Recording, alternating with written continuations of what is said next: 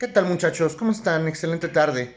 Espero tengan ustedes una maravillosa mitad de semana y que estén teniendo el aprovechamiento adecuado en el resto de sus materias. Les deseo mucha paz, mucha salud y pues bueno, vamos a retomar nuestras sesiones de la materia, la asignatura que tenemos, tal como lo es Escuelas del Pensamiento Criminológico 1. Recuerden que ya solamente nos faltan dos temas. Vamos a hacer unas sesiones. El día de hoy empezaremos a hablar de victimología y trataremos de platicar en las últimas sesiones respecto a algún tema de prevención del delito en torno a cuestiones criminológicas. Prácticamente ya estamos a dos temas de terminar, pero es importantísimo que nosotros podamos ver y estudiar la victimología a la luz de la criminología, porque es una ciencia que está de pronto muy abandonada, que muchas personas y muchos abogados pueden no llegar a conocer. La victimología es muy importante, es una de las disciplinas más importantes del derecho penal, porque pues también no solamente implica derechos fundamentales para la víctima, que es el principal eje rector del sistema penal en torno a la reparación de estos derechos. Pero vamos a hablar de victimología desde el punto de vista de las escuelas criminológicas o desde el punto de vista criminológico. Ellos así porque necesitamos determinar qué tipo de pensamientos, qué tipo de doctrinas, qué tipo de víctimas, qué tipo de instituciones giran en torno a la víctima, en su caso el ofendido, desde el punto de vista de esta materia, que es la Escuelas del Pensamiento Criminológico 1. Entonces, vamos a empezar con ese comentario. Empezamos formalmente a hablar o a tener nuestras pláticas de victimología. En torno a la victimología debemos entender que es una ciencia lamentablemente muy separada, muy depurada. Es toda esa serie de estudios que se le hacen a la víctima tampoco son tan viejitos, o sea, son relativamente novedosos. Sin embargo, la cuestión de la victimología y toda esta figura de la víctima ha sido excluida por un sinnúmero de ciencias, propiamente como el derecho. El mismo derecho ha discriminado la cuestión de la víctima. La victimología es una ciencia novedosa, es una rama novedosa. Incluso la propia criminología. Ahorita nosotros ya estudiamos propiamente victimología, pero cuando se estudiaba criminología antes no se estudiaba todas estas instituciones en torno a la víctima. Hablamos de la psicología.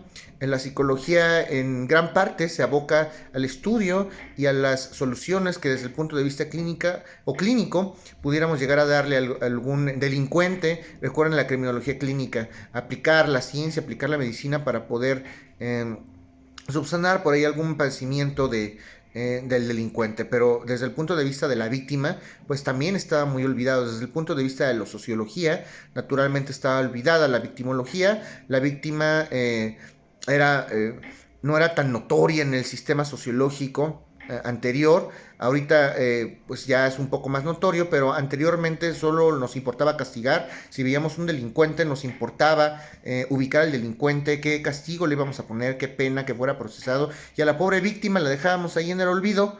Muchas veces ni siquiera era justa la reparación que le hacían a esta víctima o incluso a sus familiares o a los propios ofendidos. La propia medicina, que como comentábamos también desde el punto de vista de la criminología clínica, se ha abocado también a hacer una serie de estudios, pero que giran en torno al delincuente y no tanto a la víctima, entre otras ciencias, por decir. Y vamos a estudiar esta ciencia de la victimología. Esta ciencia de la victimología tiene génesis y nace después de la Segunda Guerra Mundial. Es cuando empezamos a hablar de victimología. Los primeros estudios de victimología datan después de la Segunda Guerra Mundial. Vamos a estudiar también a la luz de la victimología qué tipo de relación existe propiamente entre el delincuente y la víctima. Eso son los primeros pensamientos que vamos a tener de victimología. ¿Qué relación tienen íntimamente delincuente y víctima? ¿Por qué es así? ¿Por qué el delincuente agredió a la víctima? ¿Qué tipo de afecciones puede llegar a tener la víctima? Y bueno, pues el delito en sí mismo produce una fractura propiamente existencial en la víctima, en su familia, en su entorno. Son actos irreversibles, son a veces que pueden llegar a ser actos irreversibles. Imagínense si hablamos de alguna violación o algún tipo de mal que le pudieran llegar a hacer a alguna persona. Un robo a lo mejor pudiera ser restituible, pero imagínense un homicidio, son totalmente irreversibles. Hay consecuencias físicas, hay consecuencias emocionales, sociales, económicas, culturales. Y bueno, pues hay que ver cuáles son todas estas inferencias o cuáles son todas estas características o estas afectaciones que puede llegar a tener la víctima. Todo esto lo estudiamos a la luz de la victimología.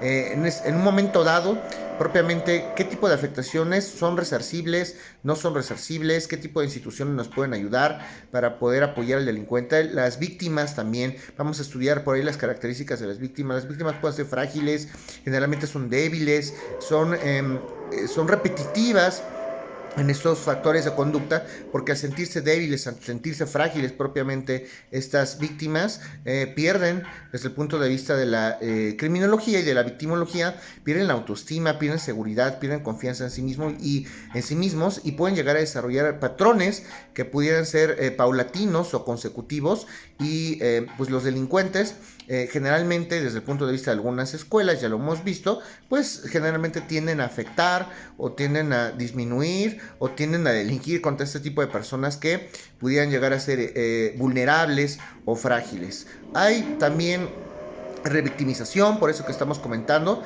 Pensemos propiamente en esa serie de factores y en esa serie de afecciones que puede llegar a tener la víctima, y esta fragilidad que tenemos. Para el delincuente a lo mejor puede ser muy notorio y puede llegar a ser muy reiterativo el hecho, o muy práctico también, el hecho de volver a afectar y el hecho de volver a cometer un delito en contra de la misma persona. Imagínense si nosotros hablamos de delitos violentos, delitos que son cometidos a través de la violencia. Pues bueno, si una persona en un momento dado es víctima de un delito con violencia, pues hay afecciones, la víctima generalmente queda afectada psicológica, mental, emocionalmente, y en ese sentido pues puede llegar a haber afecciones en contra de estas víctimas de nueva cuenta. Y hay etapas, vamos a hablar de una serie de etapas que estudian propiamente la victimología. La victimología la vamos a dividir en algunas etapas para su estudio, y bueno, vamos a hablar de algunos autores. Por ejemplo, en la primera etapa vamos a hablar de algunos autores que pudieran destacar, como Mendelssohn, un autor por ahí que se llama Mendelssohn, por ahí vamos a hablar de Hans von Henting, así se conoce el autor, Hans von Henting, y Ellenberger también, pues lo vamos a estudiar ahorita, y vamos a estudiar esos tres autores que son los que empiezan a formular esta primera etapa de la victimología, cuáles son los primeros pensamientos de estos victimólogos que empiezan a hablar de esta ciencia que es novedosa. Y primero vamos a retomar propiamente a Benjamin Mendelssohn. Benjamin Mendelssohn es de los primeros criminólogos que hablan de victimología, de los primeros victimólogos. Vamos a manejar a Benjamin Mendelssohn como de los primeros victimólogos. Hablamos de sus estudios. Recuerden que que estos estudios acontecen como consecuencia directa de la Segunda Guerra Mundial. Vamos a hablar de 1946, hablando de Benjamin Mendelssohn. Y Benjamin Mendelssohn propiamente es, como decíamos, el pionero en la victimología, en utilizar, de hecho fue el primero en acuñar, en utilizar la palabra victimología, y estudia o clasifica a las víctimas desde algunos puntos de vista. Hablamos en primer lugar de la víctima totalmente inocente. La víctima totalmente inocente, totalmente culpable. Esta víctima que no tiene ningún tipo de injerencia y no tiene ningún tipo de repercusión. Nunca se va a imaginar esta víctima que van a atentar en contra de esta misma. Y bueno, pues ahí es donde viene la tipología o la clasificación de todas estas víctimas que en consecuencia vamos a poder hablar. Entonces la primera es la víctima totalmente inocente y la víctima culpable también, por otro lado. Vamos a hablar, hacer esta serie de clasificaciones en torno a la inocencia o la culpabilidad que pudieran llegar a tener las víctimas. ¿Qué tan culpable es la víctima? ¿Qué tan inocente es la víctima? ¿La víctima provocó que le cometieran un delito? ¿O qué tan inocente, que hubo provocación o no? Simplemente hablamos de una víctima, como mencionábamos hace un momento, que vive su vida normal, que está muy tranquila, que jamás propició una conducta en su contra. Y pues vamos a hablar de víctimas que estuvieron pues provocando propiamente, hacer una provocación para que se haga una afectación en contra de esa víctima. Hablamos de la víctima en segunda instancia, víctima por ignorancia. Todas estas víctimas en su momento que no sabían que se iba a cometer algún delito en su contra. Yo soy víctima por ignorancia, yo no sabía que era víctima. A lo mejor las leyes penales o las leyes a la luz de la victimología me van a discernir precisamente qué tipo de víctima puedo ser. Si recuerden que la ley hace una serie de clasificaciones, a lo mejor que no podemos, o que los particulares no pueden llegar a conocer en un momento dado porque no son peritos en derecho, pero a lo mejor nosotros podemos como víctimas encuadrar dentro de alguno de esos supuestos de víctima sin saberlo. Entonces hablamos de víctima propiamente por ignorancia, y hablamos en tercer lugar de una víctima tan culpable como un delincuente. Víctima tan culpable como un delincuente. ¿Por qué? Pues a lo mejor imagínense una riña en la cual dos personas están peleando, hubo provocación, hay provocación por parte de las dos personas, pues a lo mejor una persona agrede a otra, las dos son víctimas al final del día, y pues son víctimas, pero también son delincuentes, por eso son tan culpables tanto víctima como delincuente. Entonces así lo vamos a entender. Hablamos también de víctimas propiamente culpables o no culpables, como propiamente autor, como los autores del delito. Así lo está clasificando Mendelssohn. Qué tan culpables vamos a clasificar y vamos a entender y vamos a cuantificar qué tan culpable o no puedes llegar a ser una víctima en comparación al autor o a la persona que llega a cometer una conducta delictiva. Vamos a hablar también de víctimas agresivas. Benjamín Mendelssohn hace el estudio de las víctimas desde el punto de vista de su temperamento. Pues una víctima con temperamento un poco tranquilo, o una víctima agresiva, era una víctima propiamente imaginaria, una víctima simulada, porque estamos a lo mejor simulando alguna situación, alguna ficción. Estudia otro tipo de situaciones, otro tipo de víctimas, propiamente a las víctimas del delito de violación. Benjamín Mendelssohn empieza a estudiar víctimas desafortunadas del delito de violación, y por ahí escribe algunas obras. Benjamín Mendelssohn, me refiero a, habla por ahí de una nueva ciencia biopsicosocial, refiriéndose propiamente a estos primeros estudios de criminología. Y entonces vamos a hablar en esta nueva ciencia biopsicosocial de la victimología, de la víctima propiamente del delito, y así es como se desarrollan las primeras obras de Benjamín Mendelssohn. Entonces la nueva ciencia biopsicosocial, desde el punto de vista ya de Mendelssohn, lo podemos definir a la victimología como una ciencia biopsicosocial, por su obra precisamente, una nueva ciencia biopsicosocial, o sea, la victimología, ¿ok?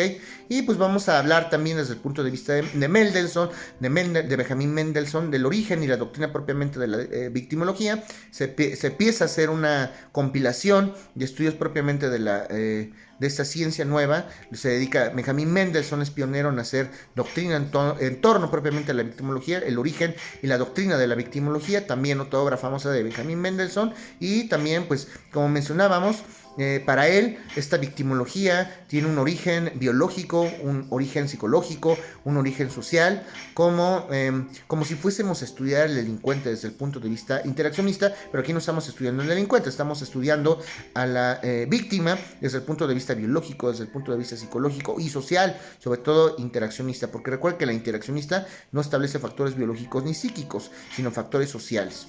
Para eso tenemos otras escuelas como propiamente la clínica, y la organizacional no, porque basamos en delitos novedosos y en estadística, pero sí podemos hablar propiamente de la clínica, para hablar de cuestiones sobre todo biológicas y psicológicas. Y también podemos retomar algunos estudios que ya hemos hecho desde el punto de vista de Freud y su psicoanálisis aplicado a la criminología, ¿ok? Entonces, todos estos factores biológicos, psicológicos, sociales, los retoma Benjamín Mendelssohn para estudiar propiamente a la víctima. Y vamos a estudiar también desde el punto de vista de Benjamín Mendelssohn a la víctima a nivel individual, a nivel científica, y vamos a hacer una serie de estudios, o Benjamín Mendelssohn va a hacer una serie de estudios de la víctima, cual si los hiciera César Lombroso. César Lombroso propiamente también, recuerden ustedes que hace estudios desde el punto de vista al antropológico, al hombre desde el punto de vista biológico, se dedica a estudiar un individuo en particular, rasgos, el hombre delincuente, el hombre salvaje, pero se asocia también esta cuestión o estos estudios de César Lombroso a los estudios que por primera vez desarrolla Benjamín Mendelssohn en torno a la victimología. Y bueno, vamos a hablar de otro autor, otro victimólogo que es importante, y me refiero a Hans von Henting. Hans von Henting, ese criminólogo también, que era profesor de criminología en 1948. Recuerden ustedes que estamos terminando esta fase de la Segunda Guerra Mundial, fue profesor de criminología, de victimología, obviamente criminólogos que empiezan a hacer una serie de estudios, una serie de doctrinas para estudiar propiamente a la víctima en un momento dado, y por ahí escribe una obra que se refiere o se llama The Criminal and His Victims, The Criminal and His Victims, o sea, el criminal y sus víctimas. El criminal y sus víctimas. Y vamos a estudiar desde el punto de vista de bone hunting a situaciones propiamente en las cuales puede estar la víctima, por virtud de las cuales pues, puede ser orillada a que le cometan o que cometan en su contra o en su perjuicio algún tipo de delito. ¿En qué situaciones de vulnerabilidad puede presentarse la víctima para que un delito tenga una afección directa en contra de esta víctima? Y bueno, hablamos en primer lugar del criminal y la víctima. ¿Qué tipo de relación existe en sus diversos grados entre víctima y criminal? Desde vamos a entender a la víctima desde el punto de vista desconocido. ¿Qué tan desconocido es para esta víctima saber o conocer su posicionamiento frente al delincuente y saber que va a ser víctima de un delito y que va a tener por ahí alguna afectación grave en su patrimonio, en su vida, en su esfera jurídica y en sus bienes jurídicamente tutelados, ¿ok? Y vamos a hablar también de la víctima latente, es decir, la víctima que está totalmente expuesta a que sea afectada por parte de un delito. ¿Qué tipo de predisposición, qué tan predispuesto está esta víctima, qué tan predispuesta está esta víctima para que sea objeto de un delito en su momento? Hablamos también de parejas criminales, entre pareja criminal-víctima, lo asocia propiamente a Van Henting como una pareja, como un binomio propiamente tanto la víctima como al criminal. Entonces hablamos de una pareja criminal entre víctima criminal y estudia propiamente a las víctimas que son objeto de delitos propios como la estafa.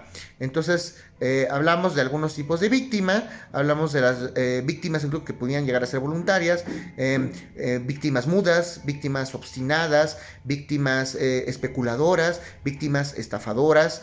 Y empieza a ser también, seguimos otro tipo de clasificaciones, como pudiera ser, ya comentábamos, cómo pudiera ser una víctima voluntaria. Yo por mí mismo me ofrecí, yo quería ser víctima, yo quería que mi bien jurídico tutelado fuera afectado por parte de un delito. Y pues puede ser, imagínense las personas estas que se hacen autorrobos o autosecuestros, perdón, con tal de obtener por ahí algún beneficio. Vamos a hablar también de otra autora, de otra victimóloga, y me refiero a H. Helen Burger, H. Helen Burger. Esta criminóloga de 1954, estudios que datan de 1954, precisamente refiere a algunas obras que están relacionadas, una obra como las relaciones psicológicas entre el crimen propiamente y su víctima. Entonces, relaciones psicológicas entre el crimen o entre el criminal y su víctima. A eso se refieren los estudios que hace propiamente Helen Burger. Y bueno, pues también establece y clasifica la victimología desde el punto de vista del grado de participación que tiene en un delito.